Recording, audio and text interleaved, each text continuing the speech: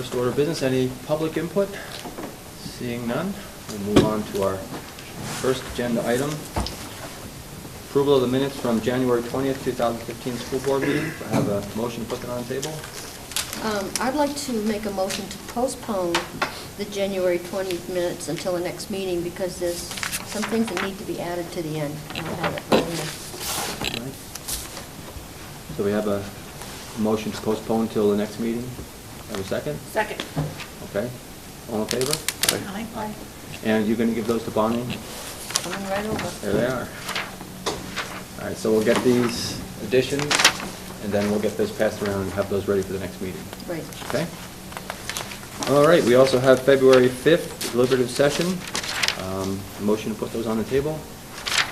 So moved. Have a second? Second. Any corrections, additions, deletions, comments? I had a couple corrections. Sure. Okay. Under the moderator's call to order, bear with me here, it's just a typo Oh, with yeah. school board chairman Yep. that could be corrected. Then on page 2, the first paragraph, 6th line, and this pulls up a little differently here than, you don't really get the page numbers here, so let's see. Commitment should be committed, if you find that. Yep. Got it. Got that? Yep. Okay. There's another correction too. And it's the 96 previous presentation of the, or the 73 cents was correct.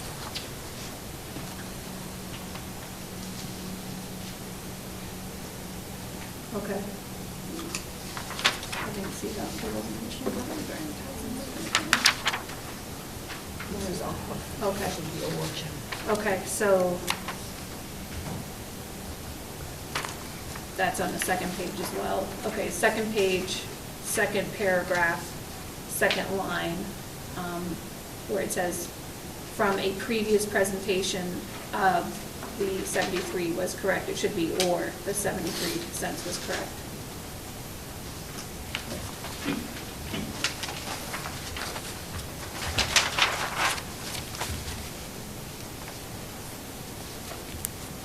And then when it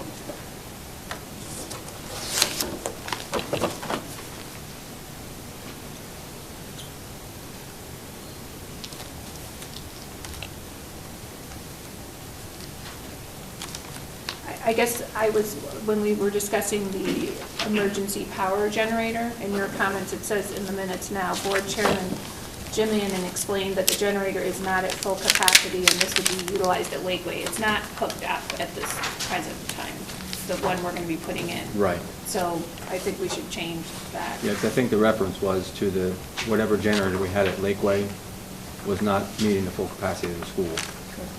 Okay. So I think Rick made a comment about that too. Yeah, we really don't have a generator. Yeah. So- Okay.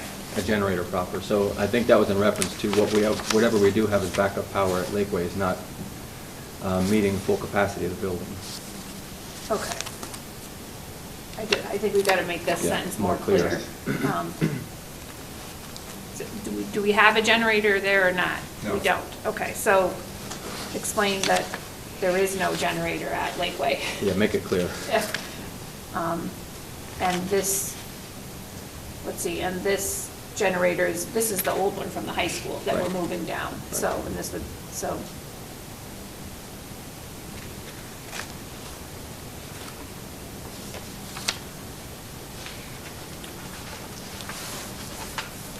Okay, anything else, Leslie? What was that? Did you have something? No, that's okay. Then you have it. I didn't have anything. Okay. Anyone else have any comments, corrections?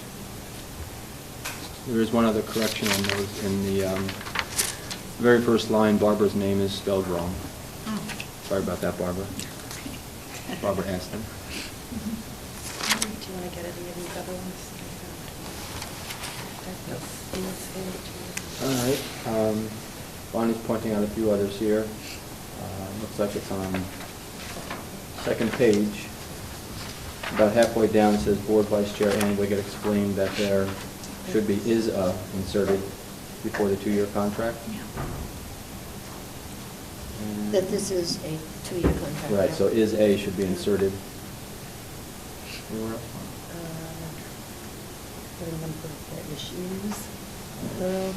Top of the third page, first paragraph, third line.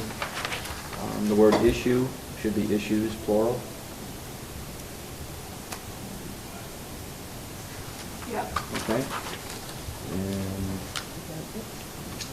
about 2/3 of the way down the page, sentence that starts with, there was an amendment proposed to this article to have it, take the word it out.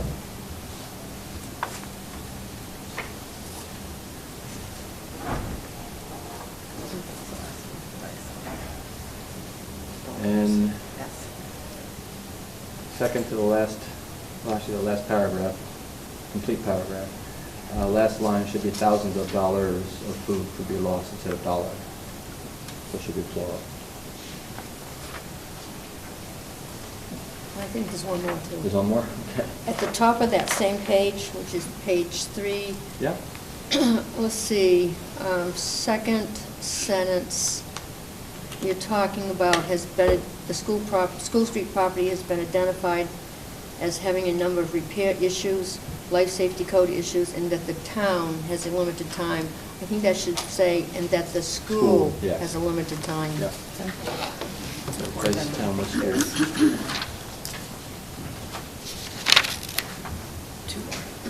All right, and then on the last page, about halfway down, a sentence that starts with Board Member Leslie Robbins explained that, take the word as out.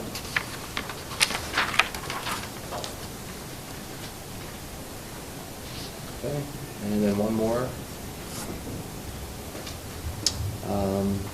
Sentence about a third of the way up from the bottom. Moderator Gerald Wynn indicated that concluded the presentation and asked if the word were should be inserted, that there were any more comments, if there were.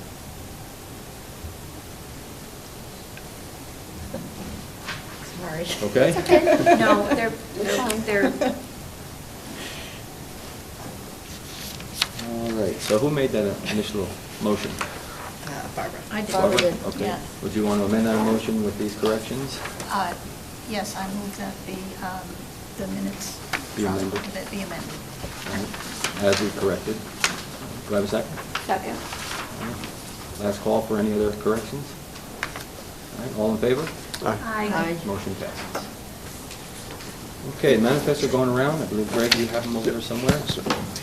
We'll wait for the financial report to go over the financials, and Tom can answer any questions at that point. Just one point of unfinished business. Superintendent Search, we've had mentioned this a number of times in the past about the need for a search committee to be formed for a permanent superintendent. We're thankful for Dr. Bickford's service. Is, what, 6 months now? 6 months. 6 months. So as most of you know, we did an initial review just to get some feedback from staff and administration on Dr. Bickford's performance, and parents and some community members. The board also weighed in. We wanted just to get a feel for how things were moving along, with feedback from all of you, and we did get quite a number of responses back, which was really good. So we had a broad-based view of where we were. We went over those results with Dr. Bickford, and we also asked him to evaluate himself, and he gave us some self-reflections back. So after reading through those evaluations and discussing amongst the board, we've come to a decision to offer an extension of his contract for a year, in light of forming a committee that we hope to have formed sometime early this summer to begin to look at a superintendent beyond next year. So that would be an extension from, I guess we'll start July 1st, 2015 to extend to June 30th, 2016. Those dates correct, I believe, right? Yes. So we've, in practice, talked to Dr. Bickford about that. So you want to comment on where you are at the moment? I was honored, first of all, to get the evaluation, and upon the board's offer, I accept pending reaching agreement on terms. Right. So our next step would be to talk about contract renewal, which we'll do over the next couple of weeks or so, and get something in writing. But I believe the board, if you want to make any comments on your thoughts, feel free to do so. Well, I'm very happy to have Dr. Bickford, and especially for his willingness to continue for another year. We certainly can use the continuity and his excellent leadership. Yeah. Thanks, Barbara. Anyone else want to weigh in? I agree. Yeah. Thank you, David. Well, thank you. Sincerely, for all your good work. Well, I have shared with the board privately that superintendent can't do it by himself, and I'm really pleased to work with the administrators who I think work very well as a team, work very well with me, and then how much I appreciate board support. And the metaphor I used is every time I reach behind me, I feel someone there supporting me, and that's very important to the success of the school district and your superintendent's leadership. Great. So we look forward to working out the details of the contract, and then, again, early in the summer, maybe July time point, we will have the team committed together and begin a search for a superintendent beyond Dr. Bickford's term next year. Okay? All right. So moving on, committee reports. We don't have any specific reports. I know personnel, do you have anything at this point to share publicly? No. Okay. Facilities committee, we probably need to schedule a follow-up. Some of our projects that are in the works right now and just get a handle on that, so maybe we can get in touch with George Broder and custodians and just have an update meeting just to see where we are with the projects that we've had in the fire the past couple of months. And then hopefully next meeting we can have some kind of report on that. Okay? And then policy, we do have a couple of policies that are in the works right now. We're going to be having a policy meeting Wednesday. Wednesday. Yeah. So hopefully in the next meeting we'll have a couple of policies to bring forward for at least a first reading, if not a second reading on some revisions. All right. Anything else on committee reports? Great. All right. So we're going right down to the principal director's report, so we can start right in with Lakeway. Rick?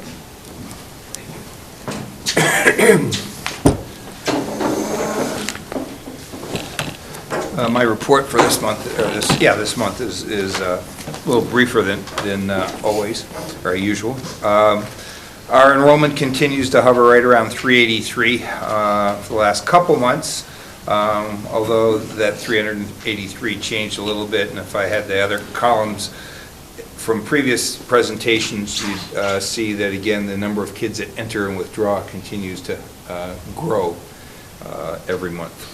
And so we have had 12 students enter Lakeway since August, and we've had 33 withdraw. So again, speaks to the high rate of turnover in our student body that we have over the course of a year. Staffing, actually, my statement of no vacancies is inaccurate. You are familiar that we have a vacancy for a health teacher right now, and that's been posted, and we're in the process of awaiting applicants. We are doing a lot of testing in the next month or so. NAEP tests were given on February 2nd. They were actually delayed a week or 2 weeks due to a snowstorm, which they just seem to keep coming. Our NEWA tests are all done for all of our grades other than the kindergarten, and those should be done by the end of this week. And then those results will, once the window for testing closes, we can send home a detailed report to parents. Right now, teachers just get a very brief report which focuses on the students' scores for that particular test. Our Smarter Balance testing will begin in March. We're still waiting for clarification from the DOE on very specific, so we don't actually have a testing schedule created, and we are very anxious to get that done. That testing window stretches well into May, and again, we're testing grades 3, 4, 5, and 6. 3, 4? 3, 4, 5, and 6. Our literacy committee, or instructional committee rather, is continuing to evaluate literacy programs we've talked about in the budget process. I should report, and I think Dr. Bickford has heard this, that our original estimate on the cost of a literacy program was probably significantly under what the reality looks like, and primarily when you compare literacy programs, the math programs, the main difference is for every author, you're paying a royalty fee through copyrights, and you don't have that issue. So we purchased a math program, as you know, for approximately $41,000, and I think we're now looking at somewhere around $75,000 for a program. And originally, we had appropriated $41,000, and then we reduced it. Yeah. We already recommended We did, reducing it. yeah. So we reduced the budget allocation to, I think, $30,000. So we'll have to just see how all of that plays out, but we're on schedule to make a decision for that probably in May. Some quick summaries of what's going on with different climate activities in our school. Through our PBIS committee, we've actually created a staff 5-to-1 club, which is a bulletin board, and staff nominates their colleagues who are making 5 positive comments to students for every 1 criticism. So there's a research-based initiative that says really kids will do much better if they get 5 compliments for every criticism. And so the staff is recognizing each other, and we're posting those, pictures as well as a story of our staff, and we'll award 2 teachers of the month each month for as nominated by their peers. We're also recognizing students' random acts of kindness, so any staff member that witnesses a student being kind to another student. Could be as simple as someone drops a book and they pick it up, or they help another student out, that they also get nominated. And there's a picture of each student who is nominated, as well as a short paragraph about what act of kindness the student performed. And that bulletin board is actually right opposite where our vending machines are, and we wanted to put it in a place where all the students could actually see it. So that's right there. Also, another thing that we've been doing since probably last May is we give out Apple Awards, and so each month at our staff meeting, 3 teachers nominate another colleague for an outstanding contribution, and the teachers really make up the criteria, and they present that each month. And then once you've received the award, you have to pass it forward and nominate someone for the next month. And then lastly, our climate committee's been working with Dr. Bickford, and they've developed a decision-making protocol, which was actually just shared with the 3 administrators last week, and we're going to present it. It's going to be presented, I think, to our faculty. They have a draft of it right now, and then we're going to discuss it at the next faculty meeting. So a number of things are going on there. In terms of parent community events, as you probably know, we have suspended Walking Wednesdays for January and February. And I have to laugh because when I was speaking with John Corrigan, who's the chairman of the Department of Transportation's Safe Routes to Schools program, and he's been very pleased with our Lakeway program, but he said, gee, we're going to sponsor a statewide walk to school day on February 4th. Well, we had a ton of snow on that day, and it's just almost impossible to walk to school in January and February, and even March can be quite a challenge. And then lastly, our recycling program has been running a Cartridges for Kids collection for the last several weeks. It ends this Friday, and not only are we collecting printer cartridges, but we're collecting old CDs, videotapes, DVDs, and all of these can actually be turned in. We get some cash for our school, so it's very, very nice. And I know Dr. Bickford has updated everyone on the accident that happened in school this morning, and I know you're familiar with it. I think the only good news out of this, I got an email from Erin Hennessy, Representative Hennessy, who's also a parent in Lakeway, and she shared with me that there's a bill in front of the State House right now to reorganize the state building fund, and the bill actually has for $50 million for next year's budget. So that's certainly encouraging. Sure. It certainly speaks to the issue that, we have lots of issues at our school, and probably its location and the danger of that street are certainly sadly illustrated today. Yeah. So any questions? Thank you, Rick. Appreciate it.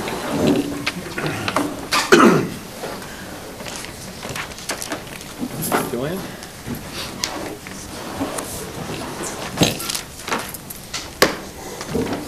We have an updated enrollment piece because there was an error last time, but we have about 344 students, which includes our learn enrollment of 12. Our withdrawals and exitings have kind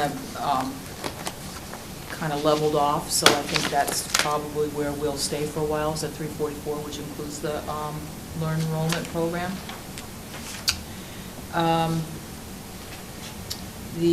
Underneath the goals and so forth, the staff site attending NEASC preparation, I have Jen Carbonneau that's applied to go on the Epping High School NEASC visitation team, which is, I think, March 9th or somewhere around there. So I'm just waiting to hear if she's got accepted, but I don't think that's going to be an issue.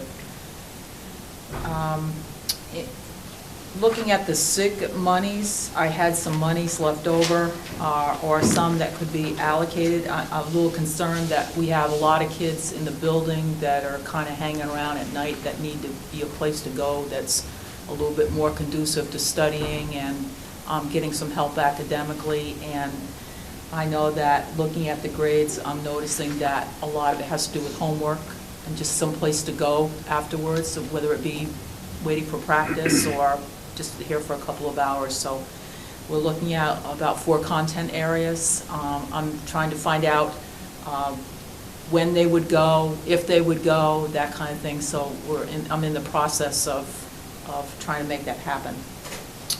That would be for the last quarter or sooner if we can get it going.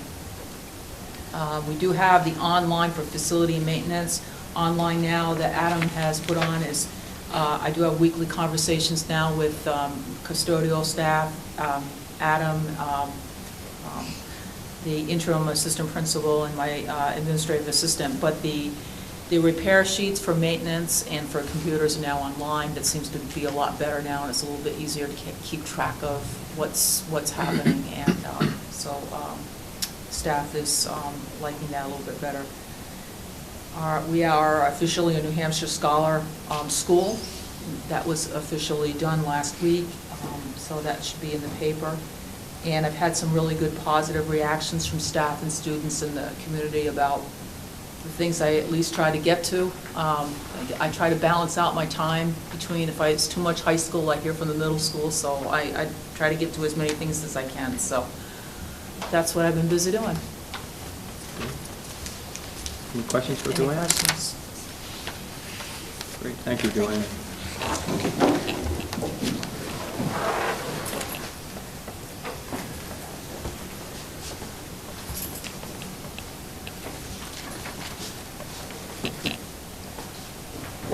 Good evening.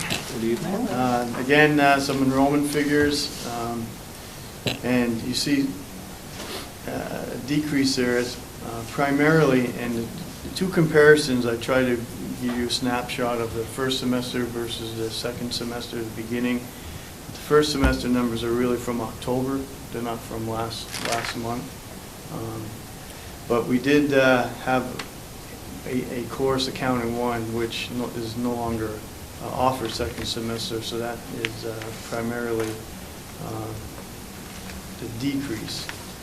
There's some smaller decreases across the board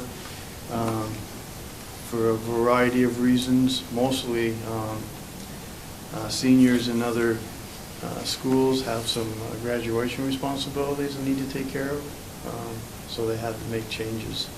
I did add some enrollment numbers by block, because the numbers on the first numbers represent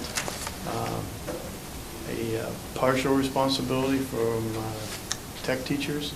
As you see, they do teach a variety of other courses as well, to actually middle schoolers, 9th and 10th graders.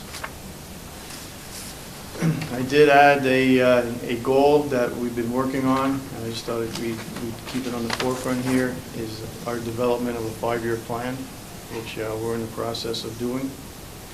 Staffing, as you do know, we do have someone on board now for broadcast technology, which is 1 block a day. His name is Chad Fillion, and is working out well. So for next year, we still have we'll do a posting on the technology education. Probably at our next meeting, I'll bring that forward. Just the facilities piece, and be important to bring up at the facilities meeting as well. In our new building, which includes the middle school, of course, there was a leak, a roof leak already, since 2011 construction. But we contacted Red Loaf because that should be under warranty. Right. Just a small leak, but they should be taking care of that. So we're dealing with Red Loaf directly on that. As far as the manufacturing program, which I've talked about, we've had really positive meetings as of late as we try to form an advisory committee to help us guide curriculum and really meet the need for our students.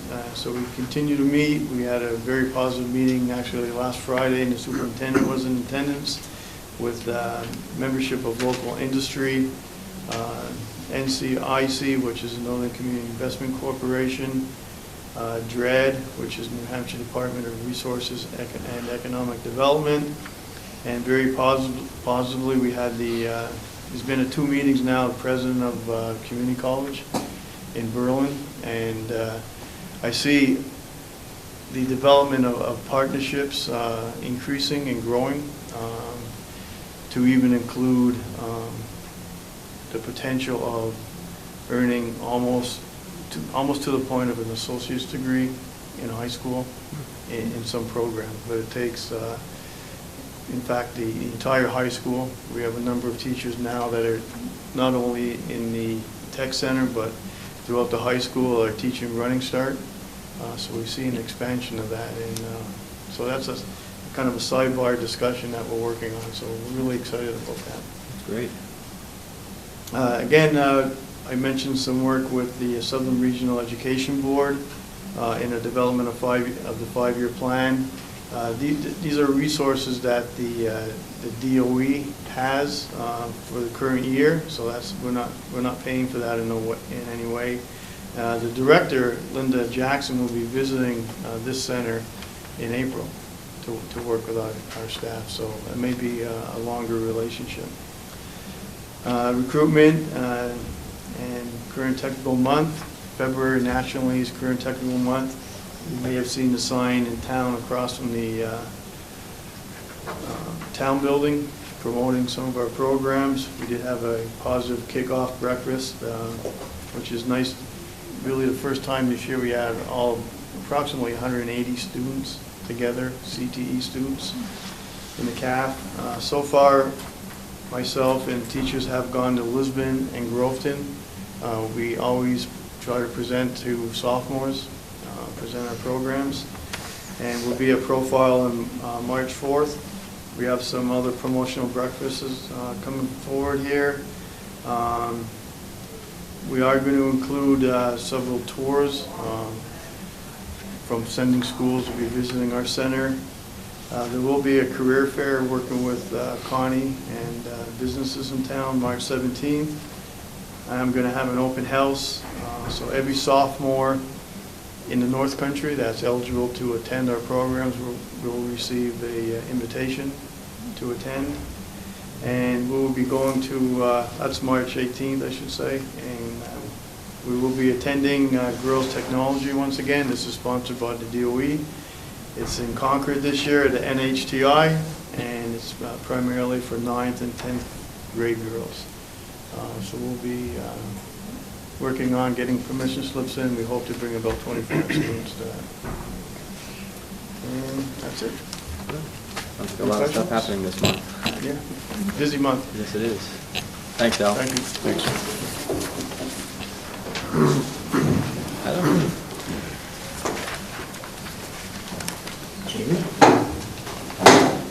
Just going back to some old business, I wasn't able to present this to you, but we should have got an updated copy of the replacement plan based on a 5-year timeline. And so what I had done was pretty much broke it down into category of all our technology equipment. You see this front page is 20 items there.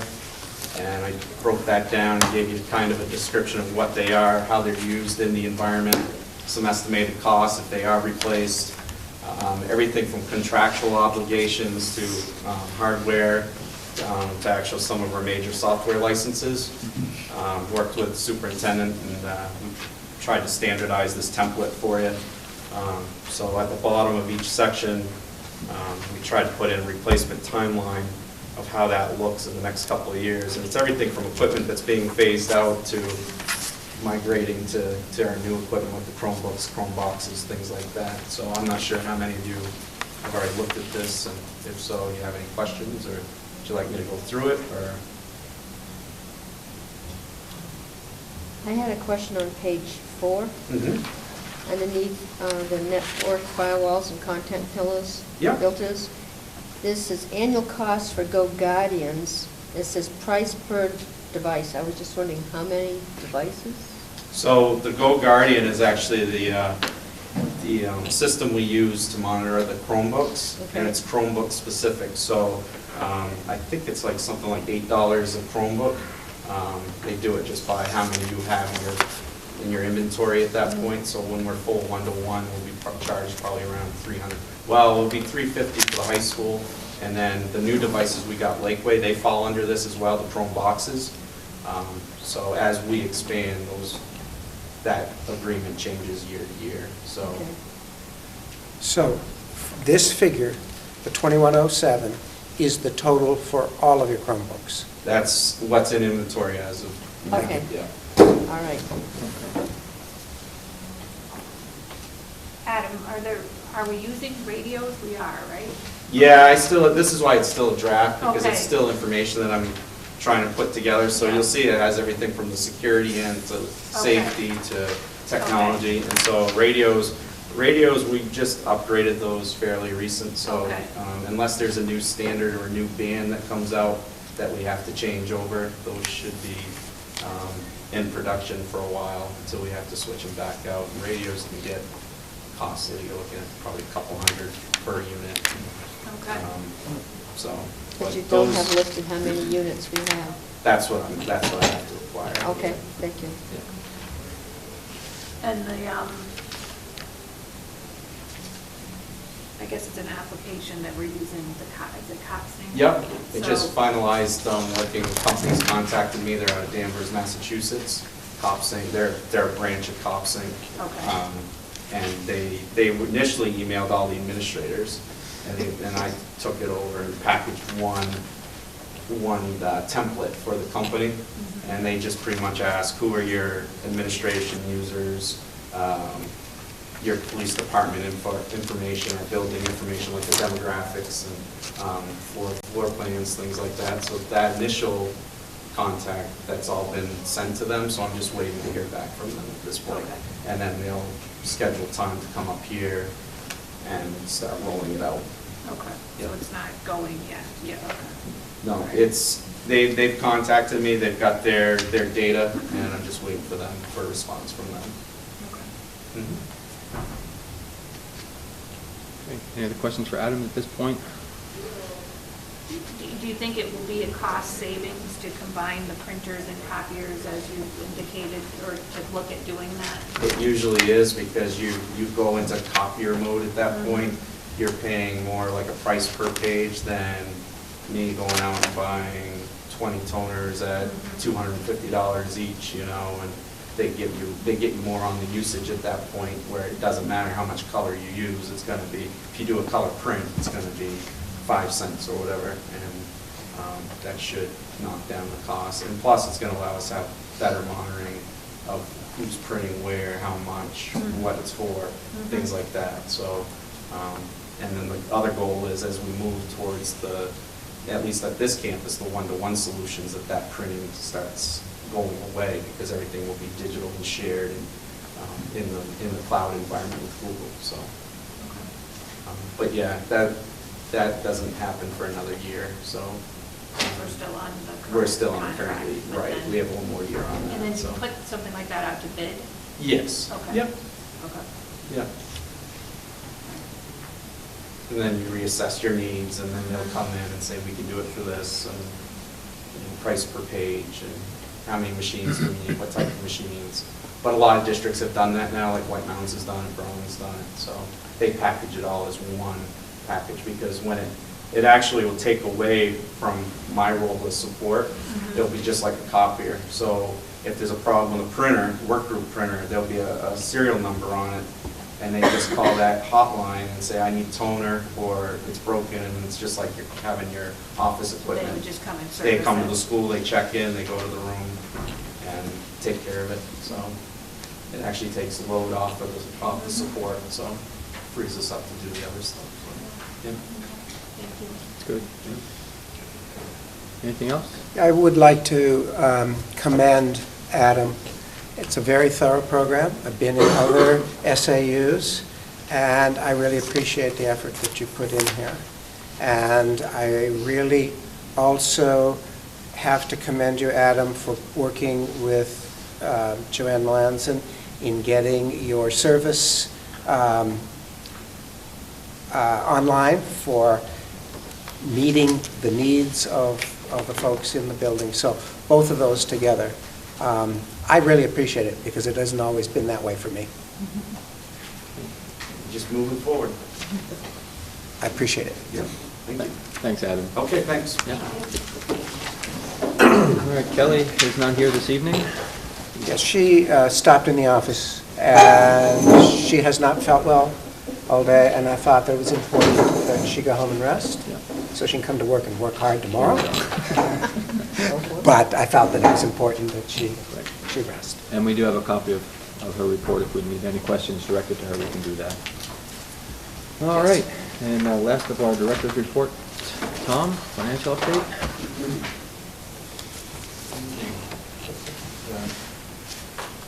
Tablet is not by design. Didn't have a chance to print a lot of things. I'm not ready for electronic yet. Hopefully you received the January version of the financials, including the anticipated expenses going forward. There were a couple of questions this afternoon about some of the variances. I don't have all the detail level, but to give you the higher level, in special ed, there's a question on wages and benefits between elementary and middle school, high school, and academy. The insurance for special ed at the elementary school is $111,000 favorable at this point, and the middle school, high school, and academy is about $22,000 favorable. There was a shift in personnel between the different levels at summer school, which created some good variances, about $33,000 unfavorable in the middle school and academy because of summer school. I'll be putting together something for you. You don't need to scribble notes, okay? But so we'll be looking at putting together some more details to answer the questions. That'd be great. Thank you. The very gross numbers, health insurance because of the rate changes, personnel changes, and change in co-pays with custodians and food service is about $298,000. That, of course, becomes part of fund balance. And the instructional coaches is still the $167,000 of the variance. Tuition has come down a little bit. We've got one we're putting together now. That's about $97,000. And then all of the others, all 4,000 or 5,000 lines, is $148,000 right now. So we're still working to get more of the items encumbered, identify items that we'll be looking at going forward, and trying to isolate those pieces that we will not be spending this year. On revenue. There was a question of the federal child nutrition. I'm working with just a couple of months' data at this point. I've only got 3 months' worth of receipts, even though we're 4 months into the year because of the timing with the feds. Just based on a proration, it looks like it's going to be favorable to what our revised estimate was. I don't know if it's going to be favorable to the tune of $49,000, but it looks like it will be favorable at this point, and I'll be There are a couple of possibilities that are in there. There is something called the 6-cent rule, which means we should be receiving more per meal than we had in prior years, because we're satisfying all the other requirements. And this is speculation, but at some point, the number of children that are participating in the free and reduced programs is going to increase the amount of money that we receive in reimbursement. So between those pieces, I suspect we probably will end up higher than the revised estimate. And I noted in the minutes from January 20th that we're proposing a quarterly detailed review of the finances. So Tom and I will be working on that, and we will be presenting that certainly in April, if not in March. That sounds good, and then maybe we can just Yes. set it, make a little calendar. Make a calendar and have it on be our quarterly. agenda. Yep. Yeah, that'd be great. Yeah, I think that's, I think that the purposes of the abbreviated financials have been met, keeps you apprised. We're having enough questions and need for explanation to make a quarterly detailed report. The other report you received tonight, or Friday, I believe it was, is the Treasurer's report for January. I see you only have the 1-month report on the drive. I'm hoping you received both the month and the year-to-date in your email. Maybe we just Sure got we the- did. You just got the month. The month, yeah. Just a month. Just a month. And we will have the year-to-date sent to you. We have gotten the year-to-date. You It's should- in the past. It should be 2 pages each Yeah, month. but this time we didn't. So we'll get that to you. So for the month, we started with $1,204,000, had receipts of just under $2,500,000, and expenditures of $1,200,000. So we ended with cash balances, according to the banks and the PDIP, of $2,478,000. Significant items in there are inadequacy aid payment from the state for $1,000,001, and because of timing in the calendar and the way we're trying to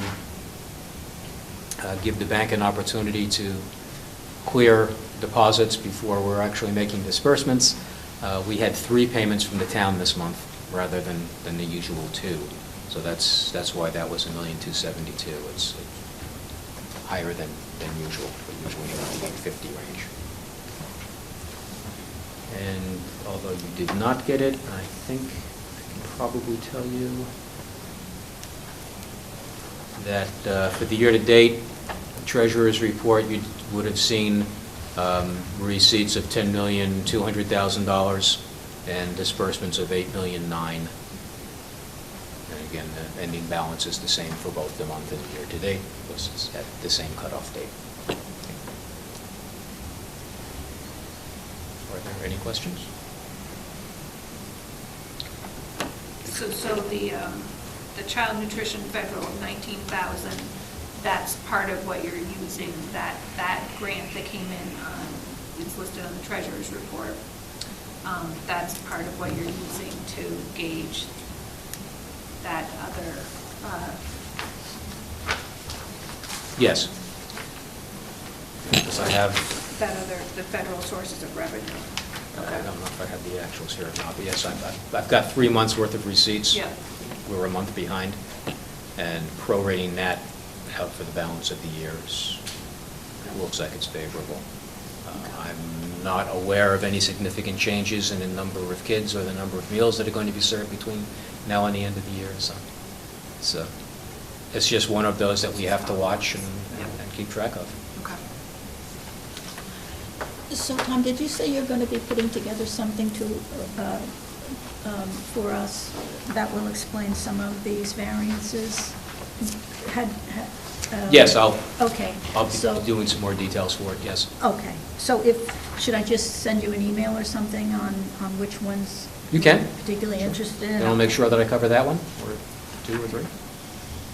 I'll send you the email. Good. Any other questions for Tom at this point? Okay, thank you, Tom.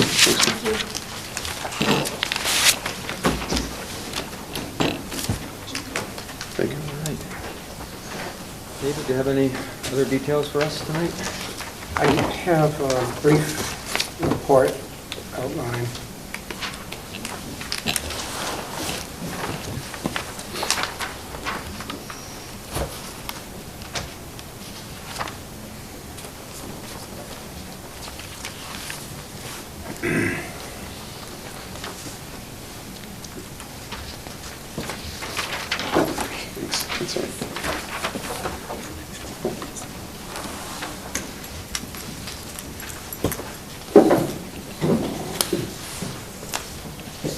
I'm continuing to work with the Supervision and Evaluation Task Force.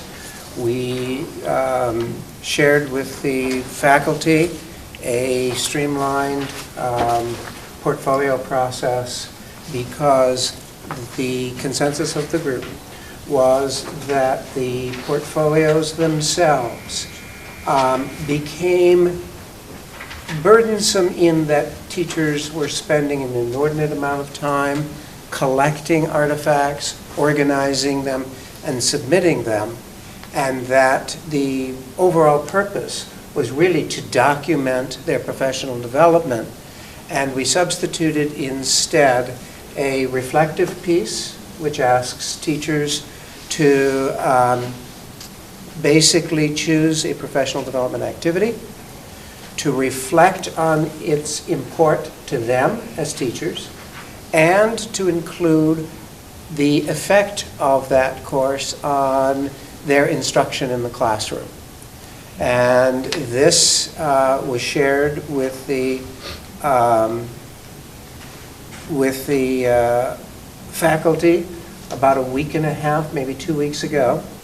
They are to submit their reflections to their administrators by the 2nd of March, and all of them are to be submitted to me by the 11th of March. So this is a way that we have of gauging their assessment of their professional development. As a corollary, we have put new emphasis on the walk-through evaluations. The current protocol calls for at least 3 to contribute to the summative evaluation for each teacher. So we are taking steps to ensure that all of those walkthroughs are completed during the reporting time prior to making recommendations for contract renewal. Then we are have in draft form a then where the walkthroughs indicate need for follow-up, a longer observation of about 20 or 30 minutes, and if the need be, for an additional formal observation of classroom teaching.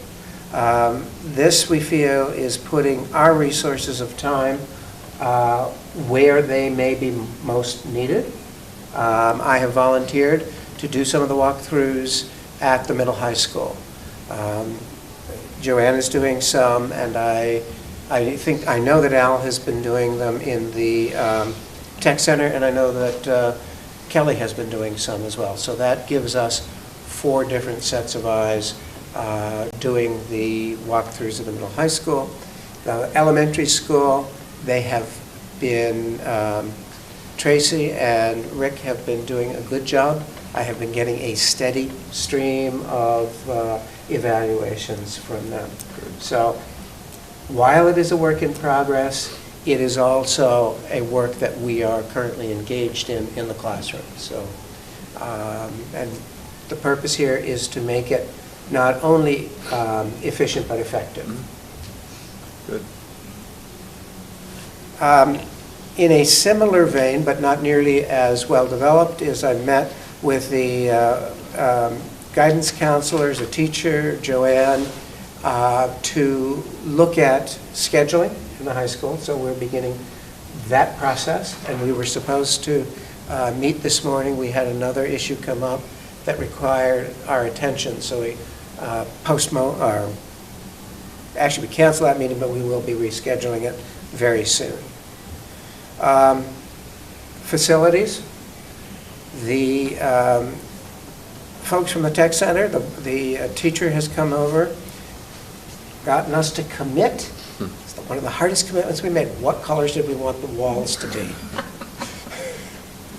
And did they have to be different colors in different rooms? We sort of arm wrestled over that. We do have different colors in different rooms. And they have started painting. And they're looking at some efficiencies there. Also, we re-examined the quality of the carpet that's on the floor, feel that it is maybe beyond salvageable. So we're looking, folks were in doing measurements today to see if we couldn't replace it at a reasonable cost. So we're taking the first steps there. Under safety, there was a lockdown at the Academy building on Thursday. And following the lockdown, I met with Chief Smith and Captain Tyler, and we did a debrief. And like any good exercise, we found areas that worked reasonably well. We found other areas that didn't work as well. So we did a debriefing with them, and we're taking steps to implement those areas that we feel are most urgent, and we'll continue doing that. And along those lines, we realized, as a part of the safety procedures, that we did not have telephone connectivity that didn't rely upon our internet carrier. So today, an installer from Fairpoint showed up, and we have begun putting one telephone line and 2 instruments in each of our locations that would serve as redundancy and a backup. So that if something happened and the cable went down, that we would have voice connectivity in each location, and we chose to have 2 different locations in the event that we had to go into some sort of emergency mode and someone wasn't at the first site, would be at the second site.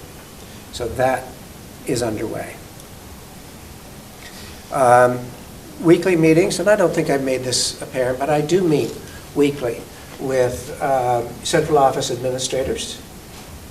I meet weekly with every principal, sometimes more often, just to keep abreast of what's happening, share information, and in addition to that, we have bi-weekly administrative team meetings. So this is a way of keeping in touch with what's happening both at the individual level and then at the SAU level. And it's done on a regular basis. And finally, I do have a sensitive student issues that I would like to discuss with the board during non-public. Okay. So I don't know if you have any questions for me. Any questions for David on his report? All right, thank you, David. You're welcome. That brings us to the end of our public session. There's no other public things we need to discuss. I'll take the motion to go into non-public. I make a motion to enter into non-public session under paragraph 2, section 3 of the RSA 91A, semicolon 3 of the right to know law for 2, the hiring of any person as a public employee, and 3 matters that would adversely affect the reputation of any person other than a member of the board. Okay. Taking with us the superintendent. Anybody Yes. else? No? Okay. That's it. All right, do I have a second? Second. All right, roll call vote. Cook. Robbins? Wiggett. Stone. And in. Thank you, everyone. Have a good night. Stay warm.